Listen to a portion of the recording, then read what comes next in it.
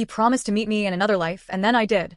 It started years ago when I was 17. His name was Elias, and he was everything soft and certain in a world that made no sense.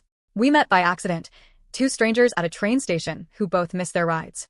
We spent the whole afternoon talking about books, stars, what happens when we die. Things people our age weren't supposed to care about yet. When the sun set, he said something strange. If we don't meet again here, we will somewhere else, in another life. I laughed. It sounded poetic. Romantic, even. But 2 weeks later, he was gone. A car accident. Instant. I went to his funeral, stood in the back, and told myself I'd forget him. But I didn't. Years passed. I finished school, moved cities, tried to build a normal life. Still, sometimes I'd dream of that station, his voice echoing softly, his promise replaying in my mind. I'd wake up crying and never really knew why. Then last year it happened. I was at a bookstore downtown. It was raining outside, and I ducked into the aisle where they kept old poetry books. That's when someone bumped into me. I turned, ready to apologize, then froze. He looked exactly like Elias. Same eyes. Same faint scar above the lip. Same quiet smile. My throat went dry. He said, "Sorry." I wasn't watching where I was going. The voice. The exact same voice.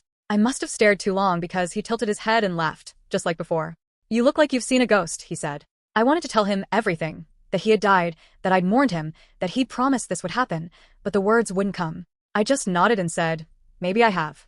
We talked for hours. About books again. About rain. About fate. He told me his name was Eli. Not Elias. Just Eli. When we left, he asked if I wanted to get coffee. I said yes. And sitting there, across from him, I felt it, the same warmth I'd felt all those years ago. Like time had folded in on itself. But something was off. When I asked where he was from, he hesitated. His answers were vague, like he didn't want to be specific. When I mentioned the train station where we met years ago, his face went pale. Then, softly, he said, "You remember that?" I froze. "What do you mean?" He looked at me, eyes glistening like he'd waited a lifetime for that question. "I told you we'd meet again." My heart stopped. He smiled sadly. "But I shouldn't be here this long." Before I could speak, the lights flickered. I blinked, and he was gone. The chair was empty. The only thing left was the coffee cup across from me, still warm, and a folded receipt with one line written on it.